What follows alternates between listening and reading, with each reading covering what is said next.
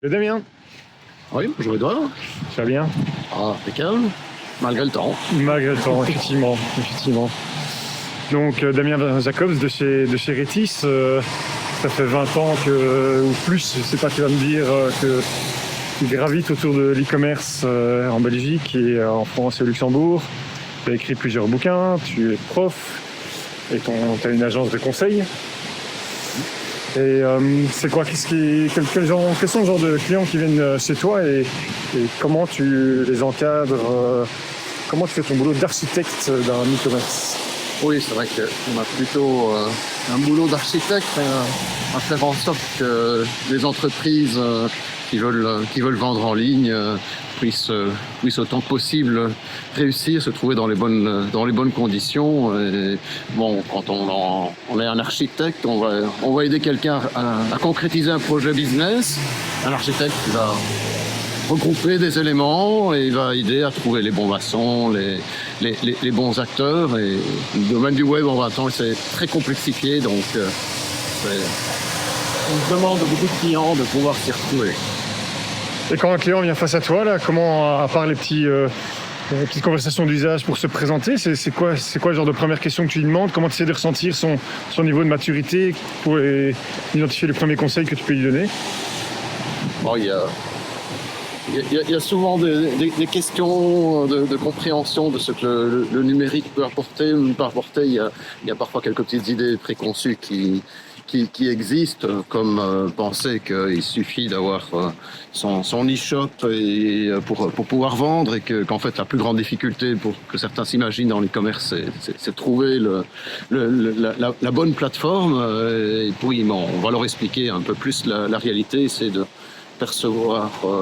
faire le lien entre le business et la technique, mais aussi la logistique, le paiement, la réglementation. C'est toutes ces briques-là qui a un intérêt à bien combiner. Ouais. Et donc toi, ouais, tu leur présentes les briques, mais c'est quoi, tu leur conseilles fortement ou tu ne fais que leur présenter, c'est encore eux qui restent les maîtres d'ouvrage et les décideurs? On laisse un petit peu l'entreprise décider à quel niveau elle a besoin d'aide. On ne travaille jamais sur le long terme avec un contrat qui lui impose d'aborder tous les sujets, mais il y a dans certains cas un accompagnement qui doit être sur toute une série d'étapes, et on va jusqu'à l'aider à quatre mains à avancer, y compris sur sa définition, sa stratégie marketing. Ouais. Je me souviens, tu vois, ça fait longtemps que tu publies, tu as encore des slide shares qui traînent, qui datent d'il y a des dizaines d'années. Dizaines d'années, peut-être pas beaucoup. Non, je sais pas. oui. Ouais. Et chaque fois, on s'étonne de voir à quel point les piliers en fait n'ont pas changé. Tu dis l'e-commerce a beaucoup évolué et se complexifie, mais finalement les piliers d'identifier une cible, d'avoir une ergonomie efficace, c'est quoi? Tu serais un peu les lister comme ça, vite fait, les piliers selon toi? Ouais, c'est vrai que c'est un constat qui m'a d'autant plus frappé qu'un étudiant qui m'a ressorti les notes de cours, mon premier cours d'e-commerce il y a 20 ans, 22 ans maintenant même, et il m'a dit lui-même qu'il a été surpris en revenant sur ses notes de voir qu'il y a des éléments qu'on parlait déjà à l'époque sur le SEO qui restent toujours d'actualité et qui sont bizarrement encore méconnus. Alors, le SEO, le SEA, le référencement donc naturel et payant, ça reste des éléments évidemment nécessaires pour le marketing. Il y a toute une série d'autres méthodes de marketing et souvent une croyance que il y a une bonne méthode de marketing qui fonctionnerait et moins les autres. Et, bon, il y a déjà cet aspect-là, c'est un des piliers d'arriver en fait à attirer des visiteurs sur son site. Oui, c'est très bien d'avoir des visiteurs sur son site, mais surtout en e-commerce, ça n'a pas vraiment d'intérêt en tant que tel au niveau business. Il faut arriver à les séduire, c'est-à-dire faire en sorte que l'internaute ait envie de mettre le produit dans le panier.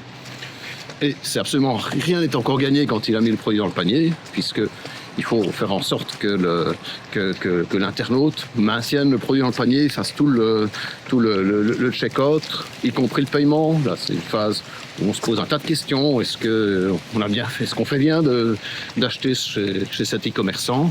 Donc il y a tout un travail de réassurance, de faire en sorte de créer cette confiance. Il faut être capable d'encaisser.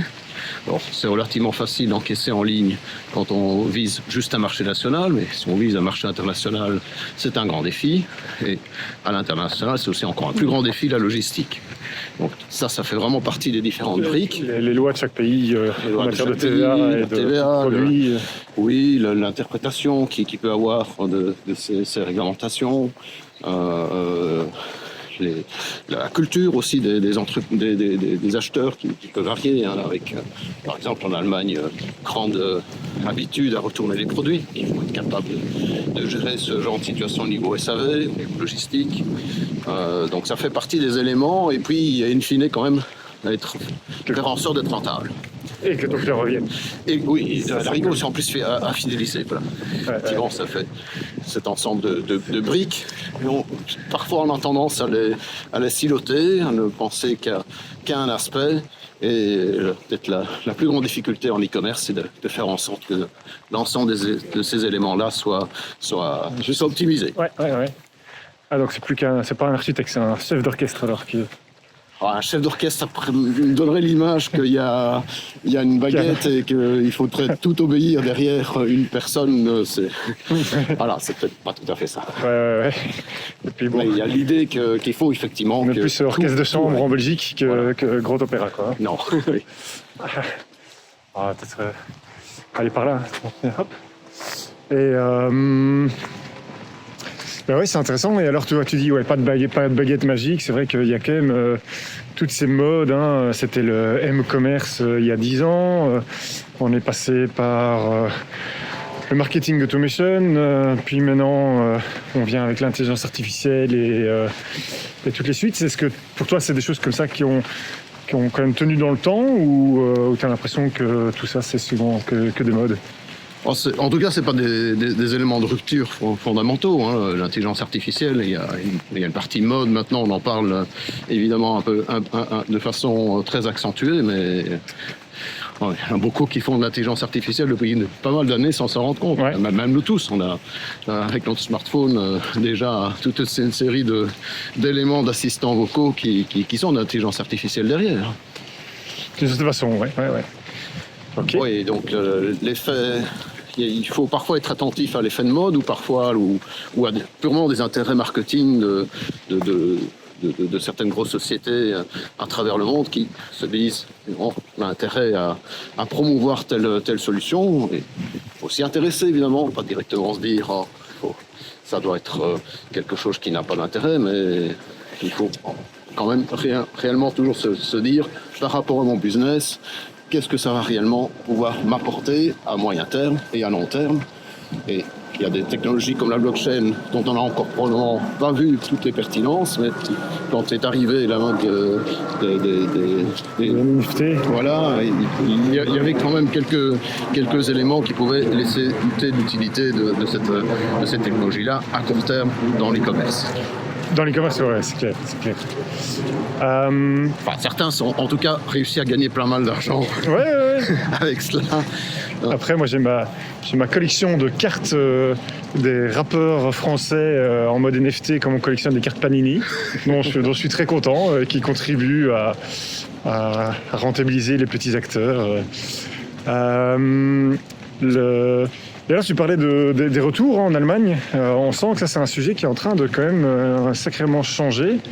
Les retours gratuits, en tout cas, il y a des tests un peu partout pour arrêter ça, ou en tout cas arrêter pour les nouveaux clients, ou avoir des petites sanctions économiques, ou enfin un peu, en tout cas, essayer de freiner le client. J'ai l'impression que ça va aller où? Pour l'écologie, c'est plutôt une bonne chose. Oui, c'est clair qu'il y a une certaine aberration à avoir laissé ce système s'amplifier. Il était nécessaire au début de créer la confiance. Et donc, il faut reconnaître que d'ailleurs les premiers acteurs dans l'e-commerce sont dit facilitons l'essayage gratuit chez le client pour créer l'envie d'acheter en ligne. Et donc, il fallait proposer la livraison et le retour gratuit.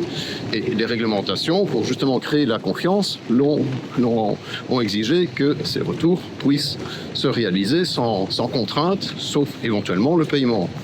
Donc, tout acteur, il pourrait tout à fait faire payer ses retours. Pour l'instant, on est toujours dans des phases plutôt d'acquisition de clients et donc on ne va pas oser très frontalement dire dorénavant c'est payant. Mais, dans le secteur de l'habillement en tout cas ? Non, pas dans le secteur de l'habillement en particulier. Et je compare ça par rapport au secteur de la banque. Pendant très longtemps, on disait que les comptes bancaires à vue étaient gratuits. C'était perçu comme tout à fait normal, mais évidemment, ça a un coût pour la banque. Et ça a été dur pour la première banque d'oser dire brusquement je fais payer mes comptes. Elle se récupérait évidemment par des intérêts qu'elle ne nous versait pas. Et il y a un moment, il y a quand même le mouvement qui s'est lancé avec souvent une grande banque qui a décidé de brusquement faire payer ses comptes. Et les autres ont évidemment tout de suite profité de cela pour le faire. Mais personne n'a vraiment envie d'être le premier à dire cela. Je m'attends en matière d'e-commerce que l'un ou l'autre grand acteur va annoncer, dorénavant, je vais mettre... alors, on peut pas mettre vraiment des pénalités, mais on peut avoir des comportements intelligents. Une limite par an Alors ça non plus, on ne peut pas directement dire c'est une fois par an. Enfin, si, non, pour la gratuité. La gratuité, oui. Pour imaginer ça, il y a des méthodes en fait plus subtiles que l'on peut faire. Du style, vous pouvez commander 5 produits et si vous en retournez aucun des 5 produits, on vous donne un bon d'achat ou une réduction. Ah oui. Ça, il n'y a rien d'illégal à faire ça. À récompenser quelqu'un qui a bien réfléchi sur le choix de ses produits. Non, c'est clair. Et c'est une manière progressivement de dire à la clientèle je vais faire attention quand je vais mesurer ma taille et une communication aussi adéquate sur les valeurs permettent de rencontrer la conscientisation de la clientèle. C'est clair. Et moi, j'ai sûr de donner chez nos clients, c'est ou bien tu as un retour tous les 1000 produits, ou bien tu as 25% de retour. Et en général, on n'est pas souvent entre les deux, quoi. Ouais. C'est l'un ou l'autre. Sur le marché belge, sur le marché luxembourgeois, les achats sont souvent assez raisonnés en ligne. Il peut y avoir quelques achats impulsifs, mais la plupart du temps, c'est souvent d'ailleurs spontanément le client donne une bonne raison de retourner des produits. Ouais. Alors qu'il n'est légalement pas obligé de le faire, mais il le dit spontanément, ça montre que c'est quand même réfléchi.